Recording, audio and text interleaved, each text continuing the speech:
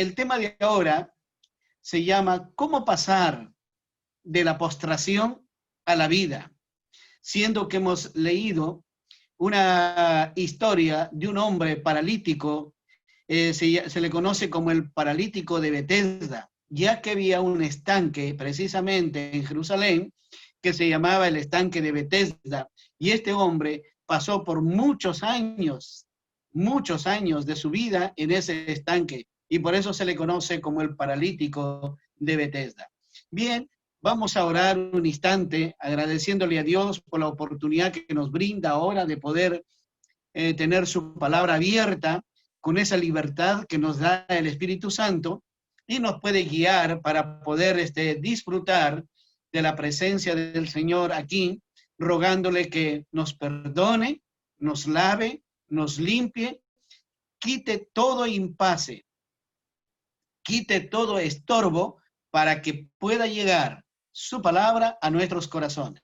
Vamos a orar.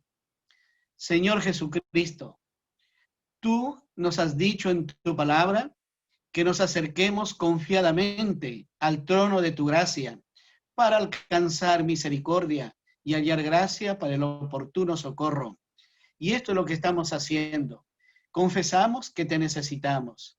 Requerimos de ti en esta hora, que puedas instruirnos, que puedas enseñarnos, que puedas corregirnos, que puedas también, Señor, calmar nuestros dolores, nuestras angustias, nuestras frustraciones.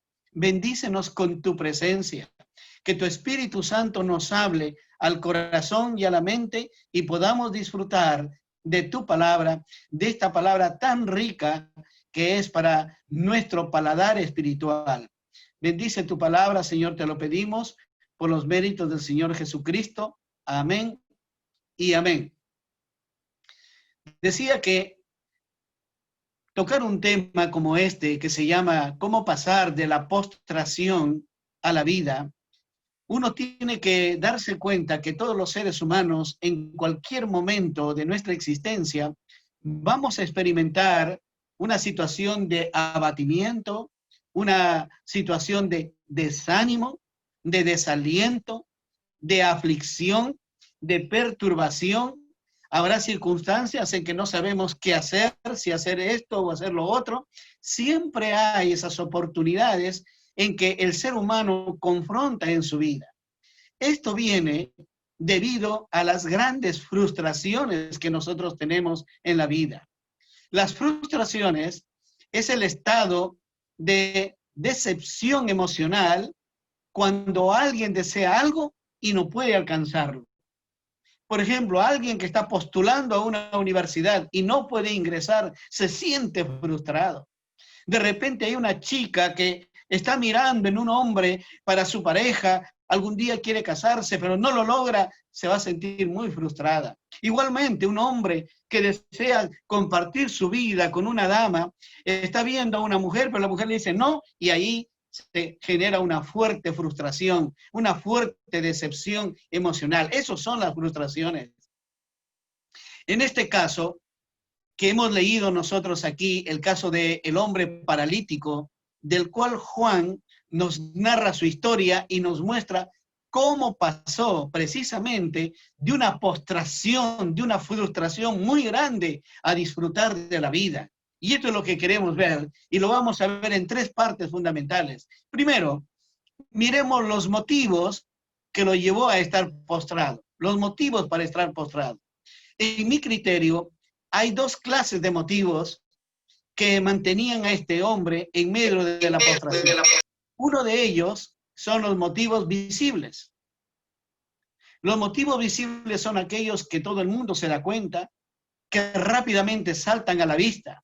Como dice el versículo 5, tenga su Biblia abierta, por favor, en Juan capítulo 5, versículo 5 dice, y había allí un hombre que tenía 38 años, que estaba enfermo. Imagínese 38 años enfermo. Esto es bárbaro. Esto es tremendo. Era un hombre que tenía 38 años postrado, enfermo, acostado. Y por supuesto que no era el único. tenía una suerte compartida con una multitud, dice el texto, de enfermos, ciegos, cojos y paralíticos, a quienes la suerte los había arrinconado de alguna manera por largos años, donde el dolor y el martirio era su pan de cada día. ¿Qué expectativa podía tener la desdichada gente en esta situación? La única expectativa era esperar solamente la muerte. Solamente la muerte los podría librar de una situación como esta. Pero había otros motivos, los motivos invisibles, los que no se ven así de primera mano. Son los que de buenas a primeras no se pueden ver, pero que existen, que son reales, que se transmiten o se dejan sentir y pertenecen a lo que la sociología ha llamado a la cosmovisión. Mire lo que dice el verso 3 y 4. En estos yacía una multitud de enfermos, ciegos, cojos y paralíticos que esperaban el movimiento del agua, porque un ángel descendía de tiempo en tiempo al estanque y agitaba el agua. Y el que primero descendía al estanque, después del movimiento del agua, quedaba sano de cualquier enfermedad que tuviese. Qué bonito, ¿eh? Suena lindo esto. Este hombre creía, porque esa es la cosmovisión está compuesta por el conjunto de creencias que nosotros tenemos. Este hombre creía con toda certeza de que cuando bajaba el ángel, agitaba el agua, y el que primero se lanzaba, ese quedaba sano. Ese quedaba libre de toda enfermedad, de todo problema. Este hombre lo creía, por supuesto. Esto se llama cosmovisión, porque es la explicación de cómo funcionan las cosas. Es la explicación del mundo. Parte de nuestra cosmovisión son las creencias. También lo son las supersticiones. Las supersticiones son creencias por las cuales el individuo cree que puede alterar su destino o puede alterar su suerte. Hay algunos que, por ejemplo, no pasan por debajo de una escalera extendida, porque dicen, no, me va a ir mal, nunca me voy a casar. Hay otros que o dicen mala suerte. Hay algunos que cuando la mesa es rectangular o cuadrada y muchas veces la cantidad de gente casi no entra ni en el largo ni en el ancho de la mesa, entonces alguien le toca en la esquina y dice, no, en la esquina no, porque así no me voy a casar nunca. Son creencias, simplemente formas de que cómo pueden explicar ciertas situaciones. La cosmovisión de este hombre lo llevó a esperar 38 años que modificara su propia situación sin lograrlo. No solo él, sino que había una multitud, como ya hemos leído, de cojos, ciegos, paralíticos que estaban ahí, que albergaban la misma esperanza de ser sanados algún día. Ahora, pero el ángel que se supone que venía, que agitaba el agua y que en eso tenía que lanzarse el primero y el primero era sanado, ese ángel parece que jugaba a las escondidas. Porque de repente seguro que aparecía, no estaban previstos todos y ya se iba el ángel y no se sanaba nadie. ¿Por qué digo esto? Porque así como este hombre, muchísimos albergaban la esperanza de algún día ser sanados. Pero ese ángel iba y no se sanaba nadie. La multitud seguía siendo la misma, no disminuía en cantidad. Además, este ángel parece que era un aprendiz de milagrero. ¿Por qué? Porque solamente uno se sanaba. Qué bueno hubiera sido que él mueve el agua, se lanzan todos y todos quedan sanados. Eso sí hubiera sido veraz. Eso sí hubiera sido correcto. Porque cada vez que bajaba uno solo, se dice, se cree que se sanaba. Mentira, mis amados. Cada uno cree lo que quiere creer. Este movimiento del agua que era producido por una corriente subterránea. Obviamente, debajo de la tierra hay agua, hay riachuelos. Cuando esos ríos se cargaban en las alturas, descendían, entonces afloraba en el estanque, porque era un estanque natural, que después había sido construido los pórticos. Pero ahí se agitaba el agua y decía, uy, el ángel ya vino, ya movió el agua. Eso no era cierto. El movimiento del agua era producido por esa corriente subterránea. Mis amados, las supersticiones han engendrado una suerte de esperanzas muertas, de expectativas nunca cumplidas. Uno habría que mirar las fábulas de Esopo, de los griegos, para entender estas cosas, que es simplemente fábula. Otros eran los verdaderos motivos de esta postración. ¿Cuál era la verdadera causa? Y aquí voy al segundo punto. ¿Cuál era la verdadera causa de esa postración? Nuevamente aquí me parece que se entrecruzan dos caminos, dos criterios distintos. Primero, la explicación humana. Escuchemos lo que dijo el paralítico. Cuando el Señor Jesús le preguntó, ¿no? El Señor Jesús se acercó y le preguntó al hombre. Había un hombre, dice el verso 5, que hacía 38 años que estaba enfermo. Cuando Jesús lo vio acostado y supo que llevaba ya mucho tiempo, le dijo, ¿quieres ser sano? Mira lo que le dijo el hombre. Señor, le respondió el enfermo, no tengo quien me mete en el estanque cuando se agite el agua. Y entre tanto que yo voy, otro desciende antes que yo. El hombre señaló dos dificultades por las cuales él permanecía enfermo. Uno, la falta de ayuda. No tengo ni siquiera un amigo, un familiar que me ayude a entrar en el agua, para que cuando apenas se agite el agua, me empuje por lo menos y ahí estoy. Pero ¿qué voy a hacer sin amigos, sin familia, sin protección, sin esperanza? Aquí aparecen las corrientes humanistas que dicen, uy, pobrecito, pobrecito. Y con eso no hay ninguna solución. Poco se puede hacer en la vida así de esta forma, de esta manera. En segundo lugar, había una tremenda competencia entre todos los enfermos. Porque solamente uno, y tenían que estar alertas para que cuando se mueve el agua, el primero que se lanzaba, se suponía que se quedaba sano. Había una tremenda competencia. ¿No te parece que esto es similar al mundo en que vivimos? El que gana, gana, y el que pierde, pierde. Otros tienen más posibilidades que yo. Sanos y enfermos, tenemos la misma percepción de la sociedad. Mis amados, vivimos en una sociedad degenerativa, una sociedad inhumana, una sociedad excluyente, una sociedad abusiva. ¿Te das cuenta? La sociología, observando la realidad, va a decir que hay una mala distribución de la riqueza. Pero mis amados, déjame decirte esto. El estanque de Bethesda, con todas sus supuestas propiedades curativas, es el mejor ejemplo del método equivocado que usa el hombre y que el hombre ha escogido para buscar sanar su cuerpo y olvidar su alma. Esa es la verdad. Lo transitorio siempre es material. Lo eterno es lo espiritual. El hombre, con toda su inteligencia, con todo su razonamiento, no ha logrado entender la verdadera causa de sus males. Por eso, en segundo lugar, miremos el diagnóstico divino. Había otras razones, mis amados, por las cuales este desdichado hombre vivía postrado ahí.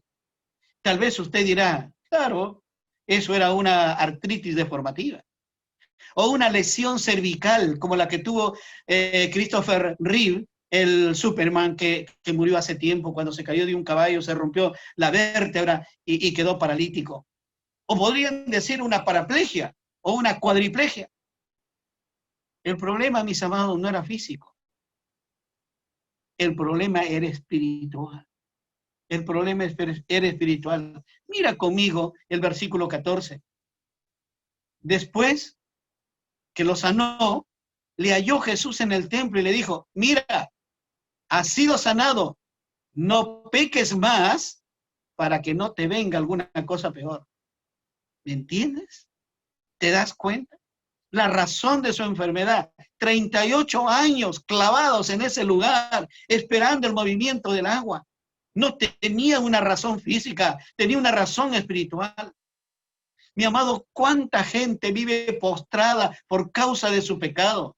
No necesariamente paralíticos, pero muchos abatidos por la vida.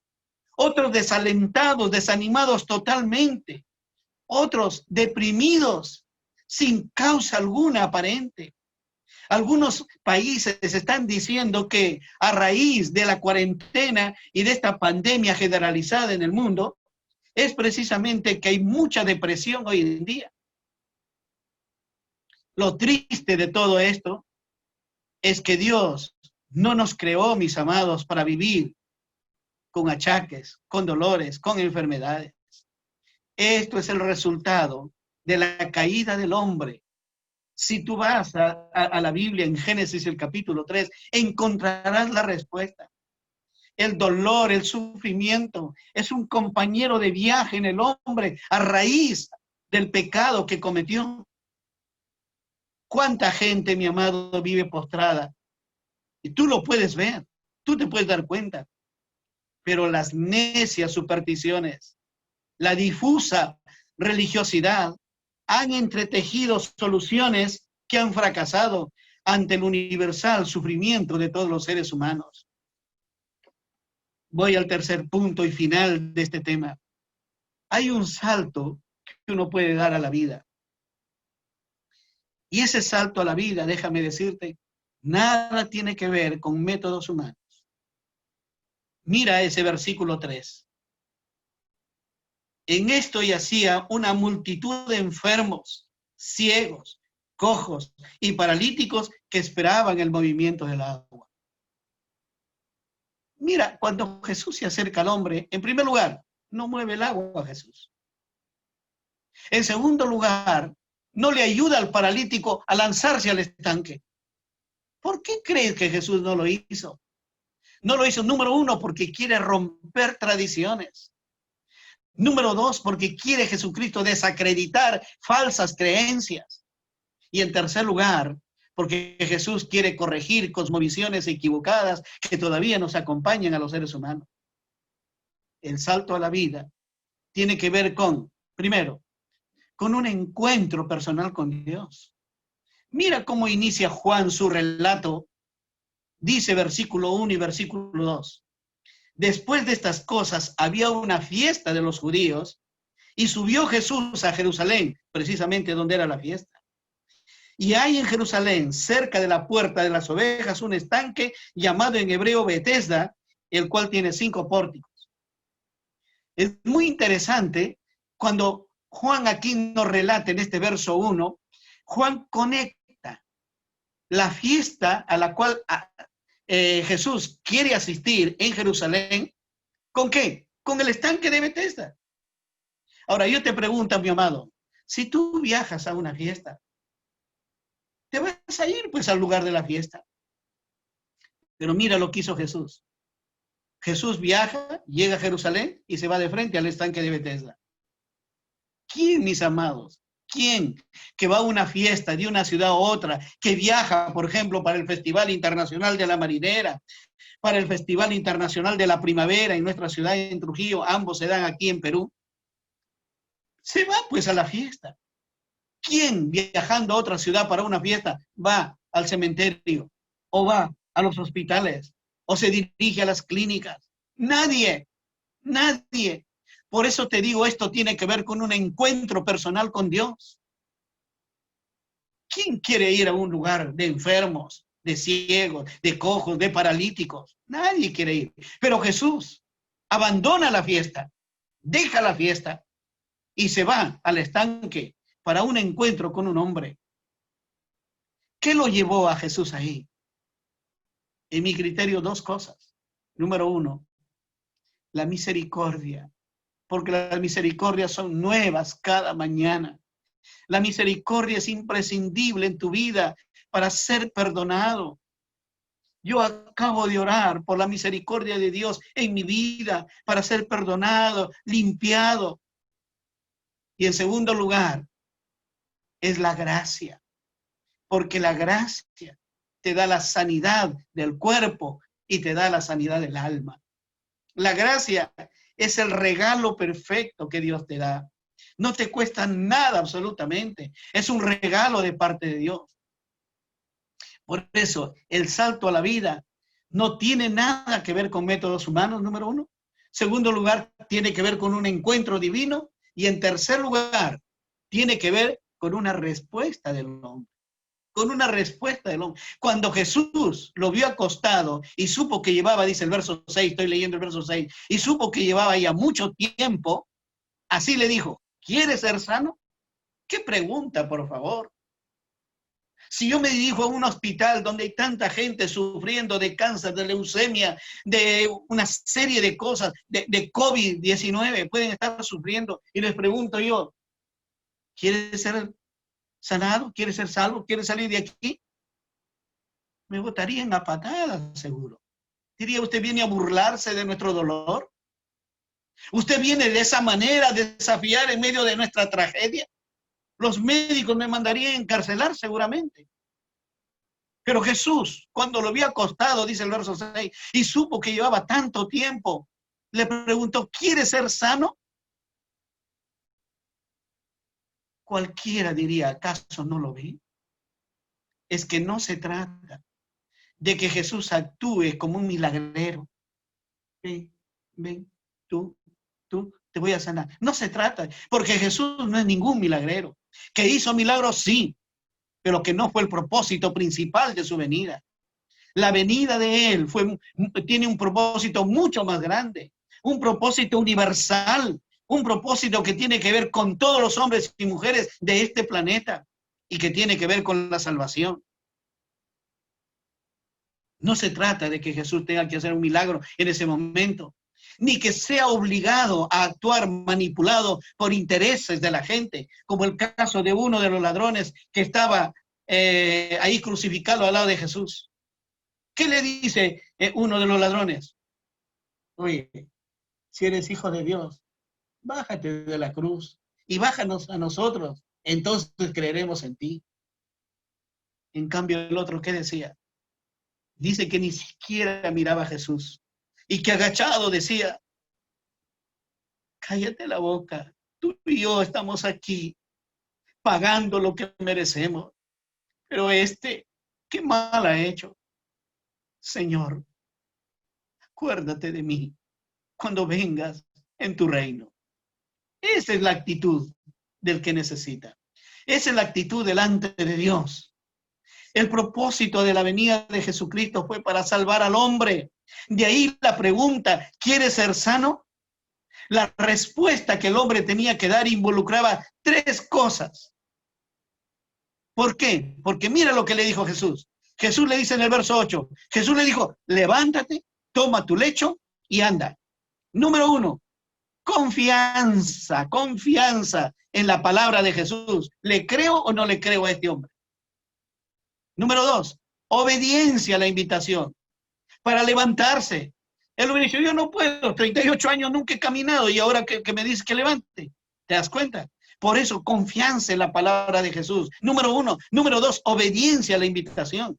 Y número 3, seguridad en que todo su poder de Jesús actuaría a favor de este hombre. Y eso no se puede lograr, mis amados, sin comprometer la voluntad del paralítico. El paralítico tuvo que tener fe, que es la confianza en Jesús, confianza en la palabra. Número 2, obediencia para obedecerle, levantarse, hacer sus cosas, arreglar lo que tenía ahí, seguramente su comida, su ropa, sus trapos viejos, y luego caminar, la seguridad. Por eso quiero terminar, mis amados, diciéndote esto como conclusión.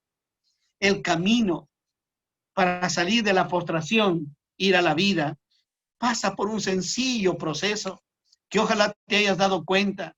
Ese proceso es muy sencillo. Número 1, reconocer el fracaso de las diversas metodologías humanas para salvar, para sanar al hombre. Número 2, hay que tener un encuentro personal con Jesucristo. Y número 3, aceptar voluntariamente el ofrecimiento que Él nos hace. Hoy mismo Jesús te dice, ¿quieres ser salvo? Mi amado, créele. Pon tu confianza en Él. Obedécele. Y tu vida nunca será la misma. Pasarás de la frustración, del dolor, de las lágrimas, del sufrimiento, a una vida en la cual puedes seguir sufriendo. Pero déjame decirte, sufrir de la mano de Jesús es muy distinto que estar sufriendo, arrinconado por la vida, olvidado por la familia, arrinconado por la sociedad. Eso es triste. Pero tomarse de la mano de Jesús, que te alivia el dolor y que te permite caminar a un encuentro definitivo con Él, eso es distinto. Por eso quiero invitarte a que pongas tu confianza en Jesucristo, a que le pidas lo que tú necesitas. Y Él te va a dar no lo que tú quieres, sino lo que tú precisas, lo que mejor te conviene, porque Él, mejor que tú, Él, mejor que yo, sabe lo que necesito y sabe lo que tú necesitas. Voy a orar y te pido que tú hagas una oración juntamente conmigo. Y como lo hice estos días pasados, inclina tu cabeza en señal de reverencia al Señor. Cierra tus ojitos para no distraerte y dile a Jesús así: Señor, gracias por tu palabra. He leído varias veces este texto. O algunos le dirán, Señor, primera vez que he leído, que he escuchado. Pero nunca me había imaginado cómo involucra toda la vida del ser humano. No solamente el dolor de su cuerpo, sino el dolor de su alma, el abandono de la gente, la miseria en que vive. Señor, yo sé que te necesito. Y por favor, ayúdame para creer, para confiar, para estar siempre contigo. Te ruego que perdones mis pecados, que me laves de toda maldad, de toda perversidad. Yo quiero aceptarte como mi Señor, como mi Salvador personal. Hoy día entrego mi vida a ti, Señor, en el nombre de Jesús. Amén.